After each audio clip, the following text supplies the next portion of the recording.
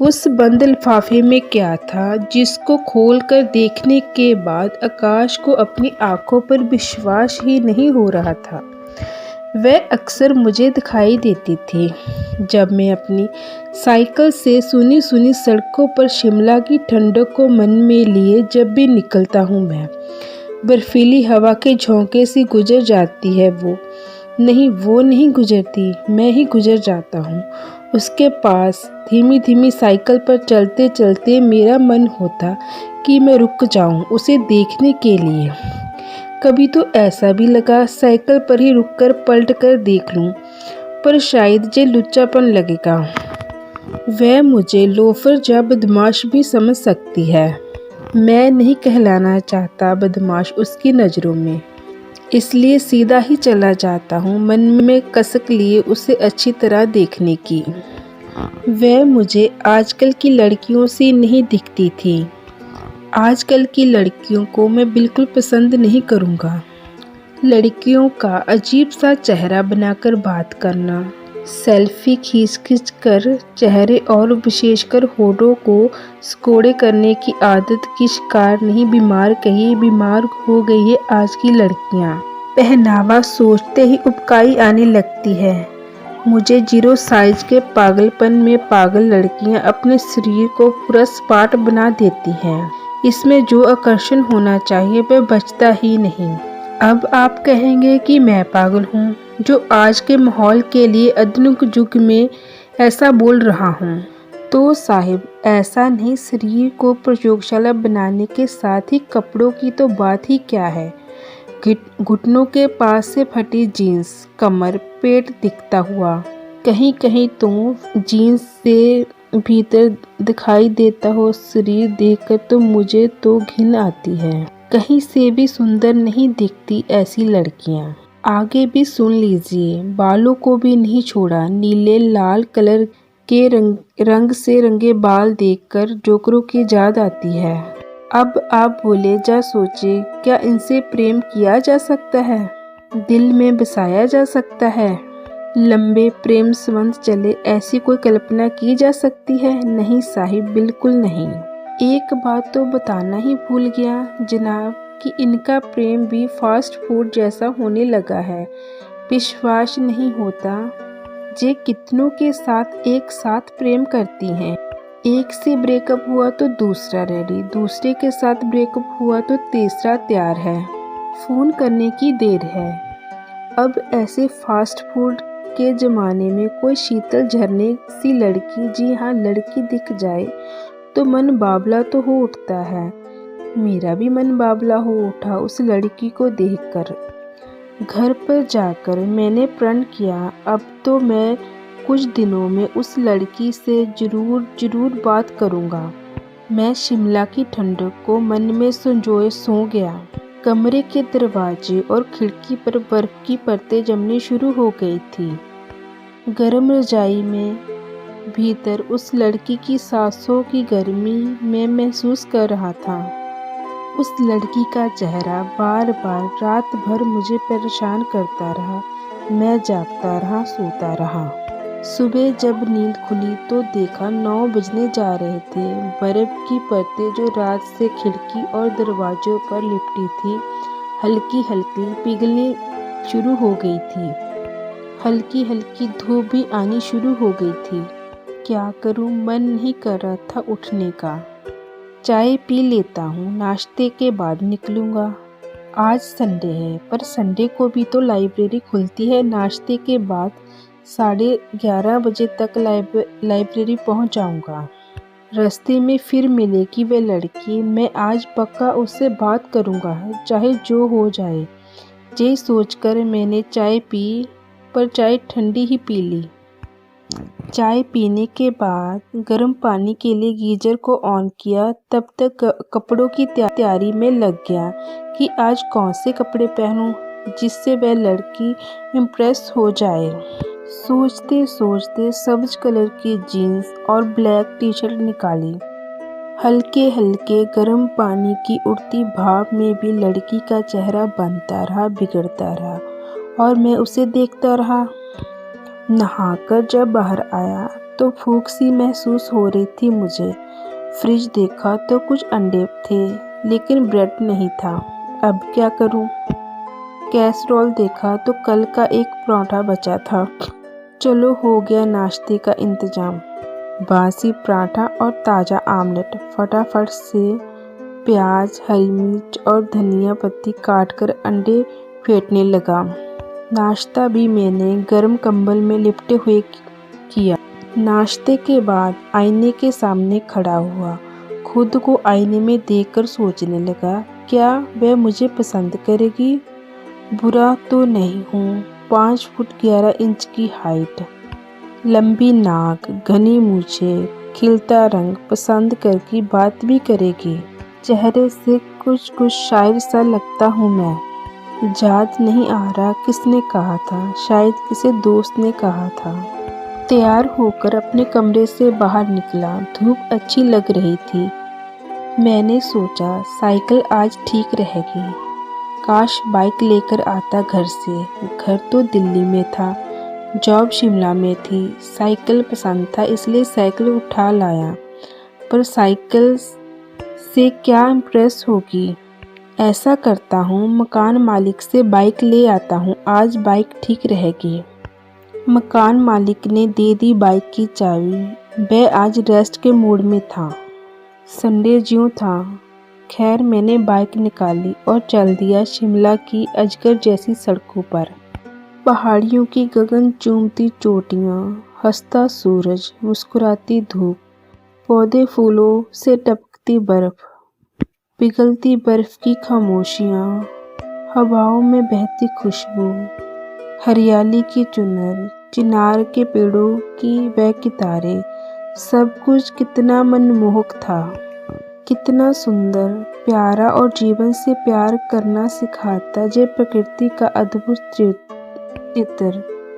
एक अनदेखे चित्रकार की खूबसूरत कलाकृति। फिर बाइक पर उसे याद आया, सड़क के किनारे एक छोटा सा देव स्थान है। वह तुरंत उस जगह पहुंच गया।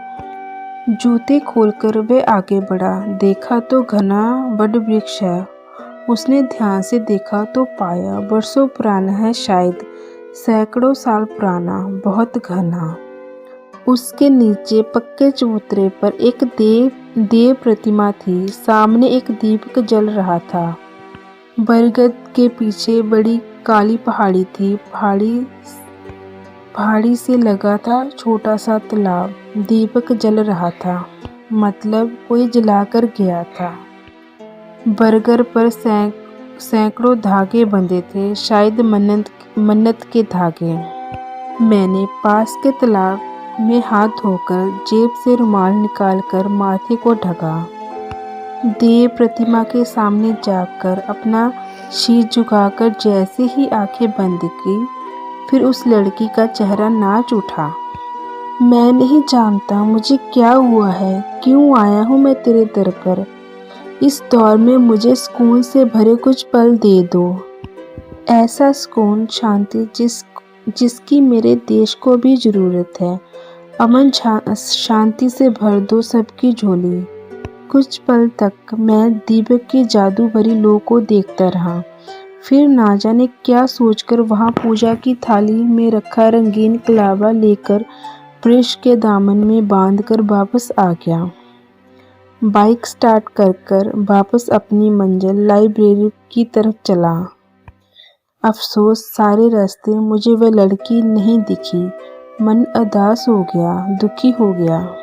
लाइब्रेरी के बाहर बाइक खड़ी करते करते भी मन उदास और निराश था। जल्दी से बुक्स लेकर वापस हो जाऊंगा, क्या पता वह बीमार हो गई हो। आज कुछ ज़्यादा ही लोग थे लाइब्रेरी में। वह एकमात्र लाइब्रेरी थी जिसमें दिन भर पढ़ने के शौकीन विद्यार्थी आते रहते थे। मुझे भी किताबों का शौक था। बड़े दिनों से एक बुक की तलाश में था जिसका नाम था इंसान और हैवान। मैंने अपनी बुक के लिए शेल्फ पर नज़रें दौड़ानी शुरू कर दी। आधा घंटा हो गया, दूसरी वाली शेल्फ में देखता हूँ। ये सोचकर मैंने पलट कर देखा तो सामने से कोई टकरा गया। मेरी बुक ज़मीन पर। मैंने जल्दी से बुक उठाई और सॉरी कहा। ये क्या, सामने तो वही लड़की थी जिसे मैं देखना चाहता था। अरे जे, चमत्कार ही हो गया। दिल इतनी तेजी से धड़कने लगा जैसे बाहर ही आ जाएगा। सॉरी बोलने के बाद मैं उसे निहारता ही रह गया। क्या हुआ आपको? सॉरी बोल तो दिया है आपने, अब क्या हुआ? लड़की की आवाज़ मेरे कानों पर पहुंची। जी हाँ, मैं थोड़ा जल्दी में था। मैंने अपनी धड़कनों पर काबू पाने की कोशिश करते हुए कहा। कोई बात नहीं, कोई बात नहीं। देख ली आपने? लड़की बोली। जी देखी तो, लेकिन इस सेल्फ में तो नहीं मिली। इसमें देख लेता हूँ। कौन सी बुक है? वह पूछने लगी। मैंने कहा, इंसान और हिबान। अच्छा, कहीं जे तो नहीं? कहकर उसने बुक अपने हाथ में रखकर मेरी नज़रों के सामने की। अरे हाँ, जे ही है, मैं खुशी से बोला। लेकिन आपने तो अपने नाम से इशू करवाई होगी। आप पढ़ लीजिए, मैं फिर ले लूँगा। मेरा स्वर उदासी भरा था। अरे नहीं, आप पढ़ लीजिए, मैं फिर पढ़ लूँगी, वह बोली। मैं खुश हो गया। मैंने उसे थैंक्स कहा। ओके जी, वह बोली। अच्छा, आप अभी रुकेंगी? जहाँ जाएंगी? मैंने हिम्मत जुटाई। मैं अब निकलूँगी, वह बोली। अगर आप चाहें तो मैं आपको छोड़ दूँ? मैंने पूछा। क्यों नहीं, चलिए साथ चलते हैं, वह बोली। मैं बाहर आ गया, वह भी साथ थी। मैंने बाइक निकाली।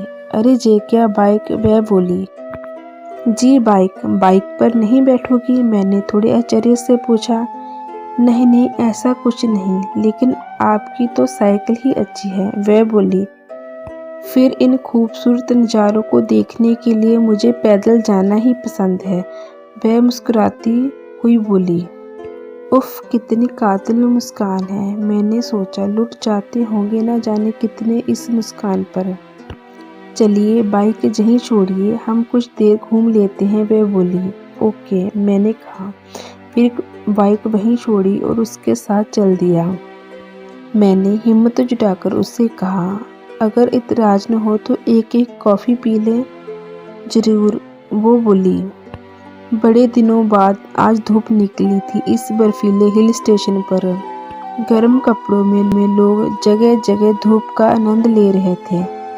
कॉफ़ी हाउस में कुछ लोग थे। मैंने खिड़की के पास वाली टेबल पसंद की। कॉफ़ी हाउस की डेकोरेशन बहुत प्यारी थी। वह मेरे सामने थी। बीच में थी टेबल पर पीले, सफ़ेद, पिंक फूलों का गुलदस्ता जो शायद कुछ देर पहले ही सजाया गया था। क्या बात शुरू करूं, मैंने सोचा। फिर ध्यान आया, अरे नाम। हम लाइब्रेरी से इतनी देर से साथ हैं, हमने एक दूसरे का नाम भी नहीं पूछा, मैंने कहा। ओह कहकर वह मुस्कुरा दी। मुस्कुराते हुए दाएं गाल का डिंपल भी मुस्कुरा दिया। मैं आकाश हूँ, मतलब मेरा नाम आकाश है। मैं जॉब करता हूँ। घर मेरा इंदौर में है। शिमला की बर्फ़ और खूबसूरती मुझे पसंद है। जहाँ का ऑफ़र आया तो मैंने तुरंत हाँ कर दी। अपनी बात समाप्त करके मैं उसे देखने लगा। मैं गीतिका हूँ।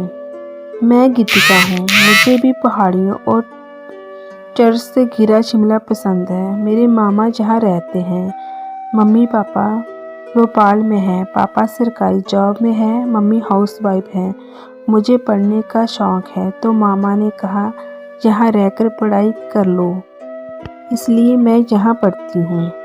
साहिब ऑर्डर। तभी वेटर ने आकर हमारे बातचीत के क्रम को भंग कर दिया। कॉफ़ी के साथ क्या लोगी? मैंने पूछा। जो आपका मन करे, कह गीतिका मुस्कुरा दी। ओके कहकर मैंने पनीर सैंडविच और कॉफ़ी का ऑर्डर कर दिया। बड़े दिनों बाद धूप निकली थी तो बड़ी अच्छी लग रही थी। धूप की शैतानियों को देखते देखते मैंने गीतिका को देखा जो खिड़की से फूलों को देख रही थी। मैंने उसे देखा कि खिलता हुआ रंग, होठों की बाईं तरफ तिल जो सौंदर्य पर पहरा दे रहा था, कमल सी आँखें। मुझे पसंद है सुंदर आँखें। लंबा कद, भरा हुआ शरीर, ब्लैक कलर का सूट, उस पर पिंक दुपट्टा, हल्का हल्का काजल। काश मेरी लाइफ पार्टनर बने। मैं कल्पना में खो गया। साहिब कॉफ़ी। तभी वेटर की आवाज़ सुनाई दी। गीतिका, क्या सोचती हो मेरे बारे में? मैंने पूछा। मैं तो अक्सर ही तलाशता था जब मैं लाइब्रेरी आता था। कहकर उसके चेहरे के भाव देखने लगा। जी, मैंने भी कई बार देखा है आपको। आप मुझे देखने के लिए साइकिल धीमी कर देते थे। कह गीतिका खिलखिलाती। हंसते हंसते ही उसने अपनी आंखों पर हाथ रख लिया। ये अंदाज मेरे दिल में उतर गया। ऐसा लगा जैसे नन्हे नन्हे घुंघरू बज रहे हों। ऐसा लगा जैसे नए नए घुंघरू बज उठे हों। हाँ गीतिका, मैं भी तुमसे बात करना चाहता था, पर कर नहीं पाता था। मुझे ओवर स्मार्ट बनने वाली लड़कियां पसंद नहीं हैं। शरीर दिखाऊ कपड़े, अजीब सा हेयर स्टाइल, ऐसी लड़कियां मुझे पसंद नहीं है। अच्छा जी, गीतिका बोली। कॉफ़ी ख़त्म हो गई है, अब चलते हैं, मामा जी इंतज़ार कर रहे होंगे। गीतिका, थोड़ी देर प्लीज़, मैं रिक्वेस्ट के अंदाज में बोला। ओके कहकर वह बैठ गई। एक कॉफ़ी और मंगवा लें? मैंने पूछा। मंगवा लीजिए। गीतिका, तुम्हारी हॉबी क्या है? पढ़ना बताया तो था आपको। इसके अलावा प्रकृति की सुंदरता को निहारना पसंद है। भीड़ से मुझे घबराहट होती है। गीतिका शिमला की पहाड़ियों को निहारती हुई बोली। सच, कितनी सुंदर हॉबीज़ है तुम्हारी। मैं बहुत खुश हो उठा। मन ही मन उस देव स्थान पर मेरा सिर झुकने लगा। गीतिका, हम फिर मिलेंगे ना? मैंने उसकी तरफ देखकर पूछा। हाँ, क्यों नहीं? वह मुस्कुराते हुए बोली। मुझे ये बुक पढ़कर वापस कर देना, मुझे भी पढ़नी है। ओके बाय, मैंने हाथ हिलाकर कहा। बाय, फिर मिलते हैं कहकर वह चले गए। मैं उसे जाता देखता रहा, मन में उसकी सूरत बसाए। जब अपने रूम पहुंचा तो देखा कि मेरे मकान मालिक एक बड़ा सा लिफाफा लिए मेरा इंतज़ार कर रहे थे। मुझे देखते ही बोले, तुम्हारे घर से आया है। मैं लिफाफा लेकर रूम में पहुंचा। जैसे ही लिफाफा खोला तो कई फ़ोटो नीचे गिर पड़े। हाथ में लेकर जैसे ही फ़ोटो पर नज़र गई तो आँखों को विश्वास ही नहीं हुआ। गीतिका की फ़ोटो थे। मम्मी पापा ने मेरे लिए लड़की पसंद की थी। मोबाइल के फ़ोटो देखने को खुद मैंने ही मना किया हुआ था। नहीं समझ आता फ़ोटो फ़िल्टर है या ओरिजिनल। सामने हो तो बात ही अलग होती है। मैंने तुरंत घर फ़ोन किया। बेटा देख ले लड़की को, पापा बोले। गीतिका भी शिमला में ही है, पता करके मुलाकात कर ले। मैं क्या बोलता पापा को कि मैं तो मिलकर देख चुका हूँ गीतिका को। मैंने तुरंत हाँ कर दी शादी के लिए। मेरे सपनों का चेहरा अब मेरा जीवन साथी बनने जा रहा था। मेरी हाँ सुनकर मेरी मम्मी पापा भी बहुत खुश हुए और मैं भी बहुत खुश था। सो दोस्तों, मेरी ये कहानी आपको कैसी लगी कमेंट कर बताएं। ऐसी ही और इंटरेस्टिंग स्टोरीज़ के लिए मेरी इस चैनल अनमोल हिंदी स्टोरी को सब्सक्राइब करें। धन्यवाद।